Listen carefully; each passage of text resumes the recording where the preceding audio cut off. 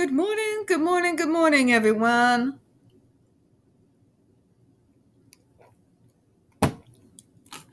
Welcome to another episode of Spilling Tea. I'm your host, Tiffany Daniels, going back to that horrible world known as the JRC this morning because Tiffany wants another pool day. Before we get to the descriptors, one of my comments off of one of my vids got me pontificating again, and I know I've said it before, but I'm just going for it. The concept of normal, to me, is something that is romanticized that doesn't actually really exist in the real world. And once again, as per usual, I use neurotypicals as my example. In particular, in regards to behaviors that were they done by themselves and taken out of what is considered normal consensus context, they seem, trigger warning, we curse on this channel, batshit insane. Take, for example, the idea and concept of being obsessed over the private life of a stranger that you've never met. What I'm talking about in regards here is celebrity culture and the obsession of the mainstream world with celebrities and their lives. Literally every single part of their lives. Where they go, who they're friends with, who they're dating, what they're wearing, what they're drinking, what they're eating, and this weird idea that because a person goes out and makes a few movies, writes a book, or does some music, they somehow, for some reason, these folks think that they are entitled to the rest of their private lives when it has nothing to do with what they're doing while they're working. This is not... It's very odd behavior, putting it politely. It's more than disturbing behavior to someone like me. That level of obsession has led to dangerous, sometimes even fatal situations out in our world. It's not normal to obsess over a stranger you've never met and feel like you had the right to not only be entitled to their private moments, but to even have an opinion on their private moments, or even feel like you have the right to rail against this complete stranger about what they're off doing in their private lives. This is bizarre, abnormal behavior, folks. But nobody says anything or thinks anything of it because such a large amount of the population does it. That is not what I would call normal. That's what I would call consensus. Something that the large masses of neurotypical folks have accepted as normal. Even when you examine the behavior by itself, it doesn't look normal at all, does it?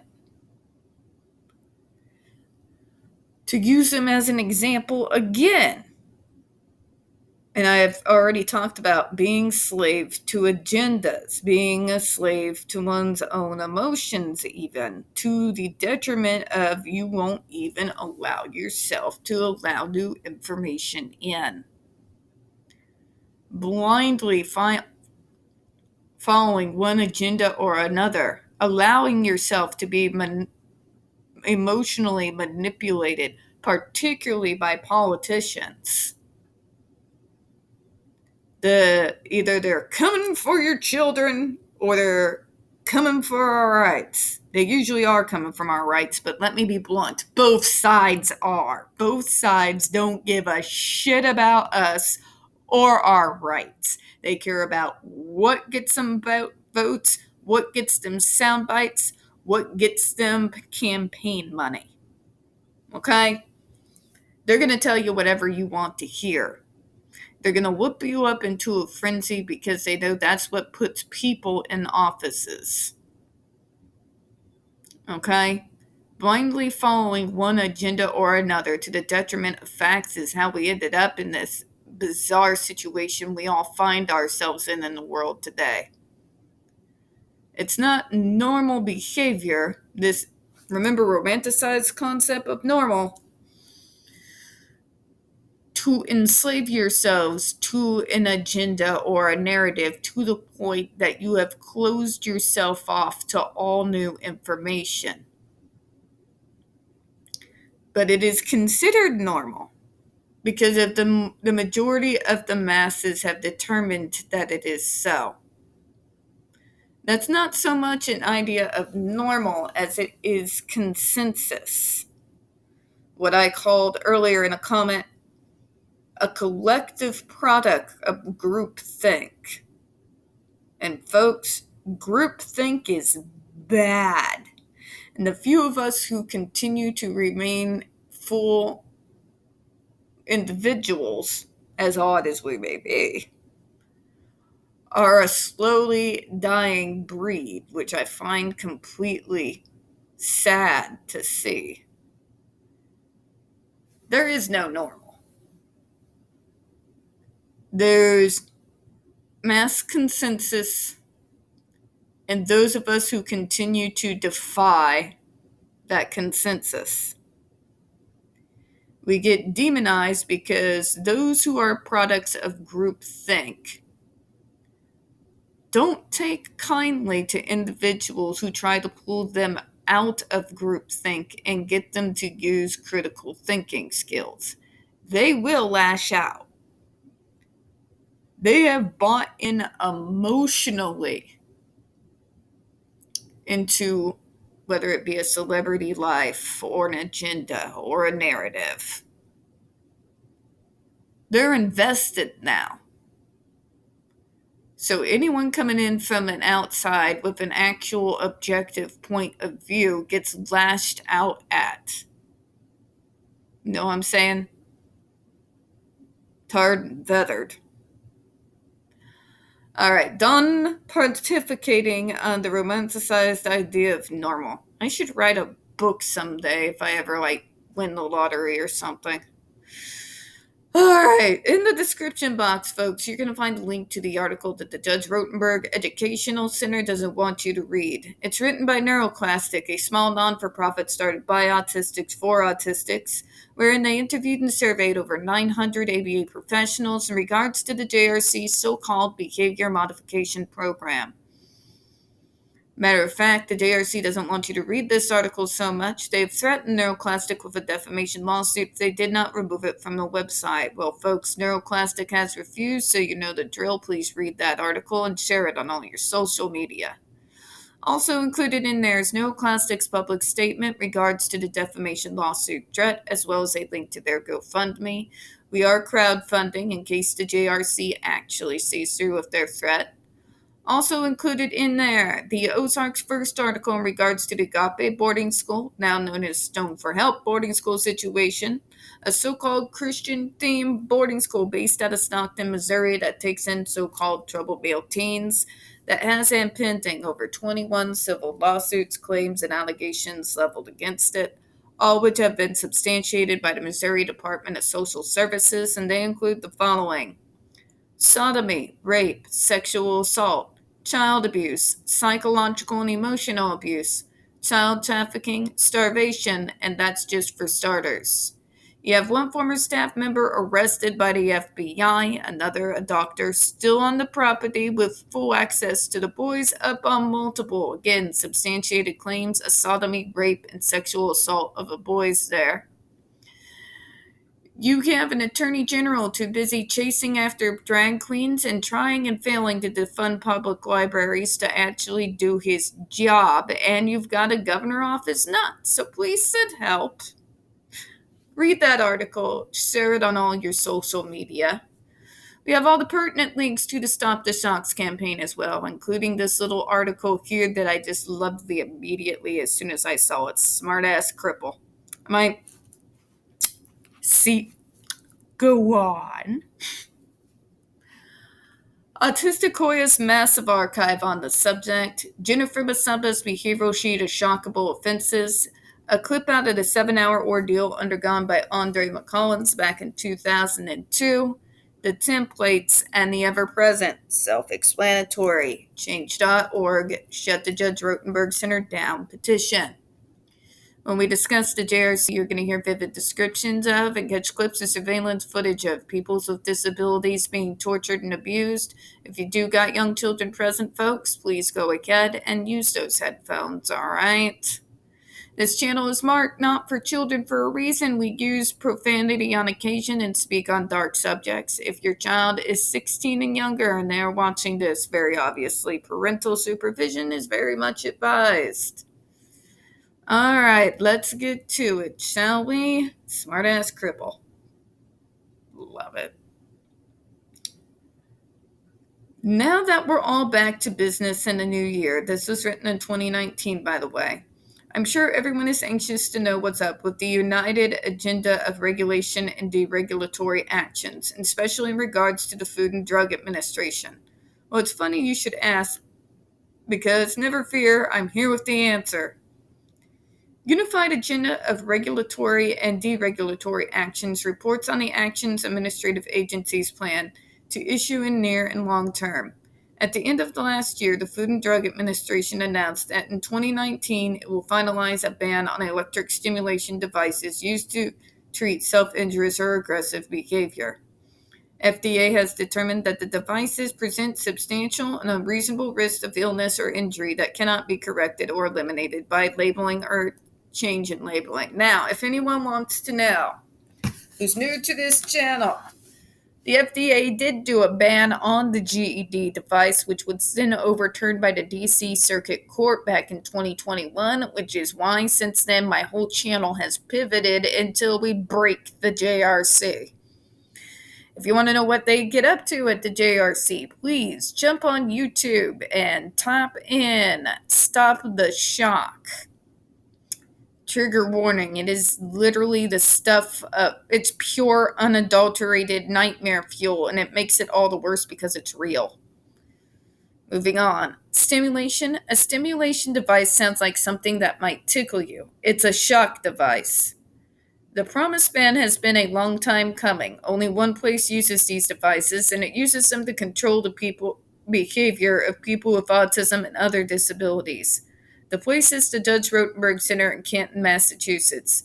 The center uses what's called a graduated electronic decelerator, or the GED device, that applies a 2-second shock to the surface of the skin of the person wearing the device. In a statement sent to Progressive, the center said the shock is administered remotely by a staff member as a means of controlling behavior only as a last resort after all other treatment options has failed, which we all now know that is the biggest lie one of the biggest lies on the planet. Banning the use of such devices for such purposes seems like a moral no-brainer, doesn't it? You would think these idiots would understand that concept that torture is not medicine. It should be self-evident, right? The Judge Rotenberg Center has faced robust criticism from the disability advocacy organizations for decades. In a 2013 report on torture and other cruel, inhuman, or degrading treatment and punishment, United Nations Special Rapporteur Juan A. Mendez concluded that this method of treatment of residents, which he appropriately describes as electric shock, by the Judge Rotenberg Center violates the UN Convention Against Torture. Right? And nobody's doing anything about it. Except us. Fancy that.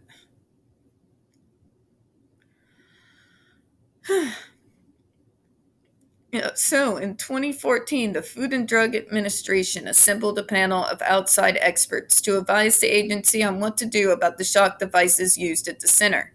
The panel recommended banning them. In 2016, the FDA published in the Federal Register a proposed rule doing exactly that. And there it has remained, without further action by the federal agency to issue a final rule. And the Judge Rotenberg Center continues to use the device. Last summer, I took part in protests in Indiana. About 110 activists showed up unannounced and uninvited just after dawn at the home of the Department of Health and Human Services Secretary Alex Azar in an upscale neighborhood in Indianapolis. His agency oversees the Food and Drug Administration. In pouring rain, we chanted "Stop the Shock" and demanded over bullhorns that the FDA issue a final ban. No one emerged from the house. Police arrived and arrested about 50 protesters. I was not among them. I wish I could have been there. I would have been one of those people yelling just off the camera at the top of my lungs, "Worth it!" Folks, if I could be in Canton right now at the doors of the JRC and I wasn't the only one there, I don't care. I would be there protesting these people for every single day. Wish it could be. The Judge Rottenberg Center continues to dig in its heels. It issued a recent statement promising litigation if the FDA follows through on the ban. The statement also cites a decision last summer in Massachusetts Probate and Family Court that found shock treatment to be scientifically legitimate, allowing it to continue. Imagine being Massachusetts, one of the most progressive states in the Union, right? And you're going to dig in your heels and say that the rest of the world is wrong, and that shocking kids at a rate 3 times more powerful than a taser is acceptable, scientifically legitimate, and safe. Right? Right? God. In its statement sent to the Progressive, the center says only 47 of its 275 residents are subject to this treatment, and that it is necessary to control dangerous behaviors such as headbanging, eye gouging, tearing their own flesh, biting off body parts, pulling their own adult teeth, punching their fists through glass windows, jumping out of windows, violently attacking family members, teachers, and staff, and others. But that's the thing. That's the line they tote, but it's garbage. They're liars. That is not what they use the device for. You stim, you get shocked. You talk without permission, you get shocked. You stand more than 3 seconds to dig your underwear out of your crack, you get shocked. You get shocked for getting up to hug a teacher. It is a lie. It's a lie, folks. It is utter garbage. Anne McCollins was not getting up to pound anyone, nor was he pounding himself. He refused to remove his coat and was unceremoniously, after daring to tense his muscles as one does when someone's dealing with electric shock, was shocked again. When he screamed in protest, he was shocked again. Yeah. Not exactly headbanging or eye gouging, was he? Though the center has proudly defended its use of these zappers, I find no discussion of this form of treatment on its website.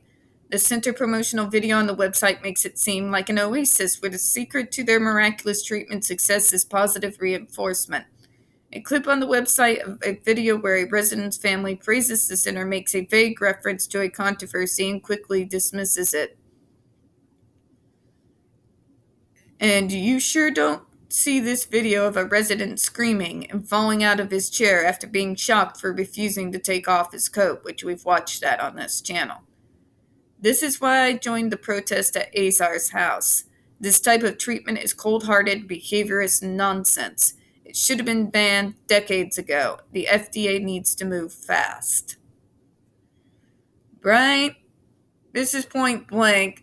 Just a brief consensus. It does not go into all the details that we have on this channel to what this place gets up to when nobody's watching.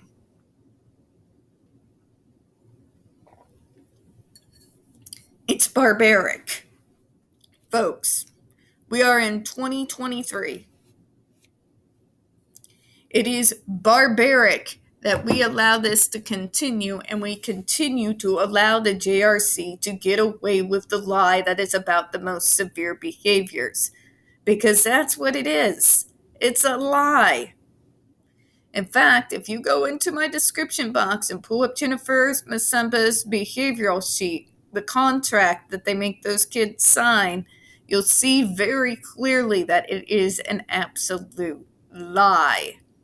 This is what they tell parents. This is what they tell the media. But if you look at their own surveillance footage, if you look at their own behavioral contracts, you come to understand how big of a lie that it actually is. Also, as someone who's worked in the field, I can tell you, those aggressions, those behaviors that he's mentioning do not come up out of nowhere. The idea is to get to the root cause of what's producing the behavior. That is the way to address it. Beating someone to a submission may work, but it will breed rebellion. Finding the root cause of what's causing the behavior and working on that, however, produces long-lasting progress. Okay? And we're going to go ahead and close on that. We don't get very many views on this channel. The few that we do tend to get removed from time to time. So please don't forget to hit the like button, hit subscribe, and don't forget to hit the comments. I do appreciate your time, folks. And as always, we here at Spilling Tea do hope you have a good one. I will see you after pool time.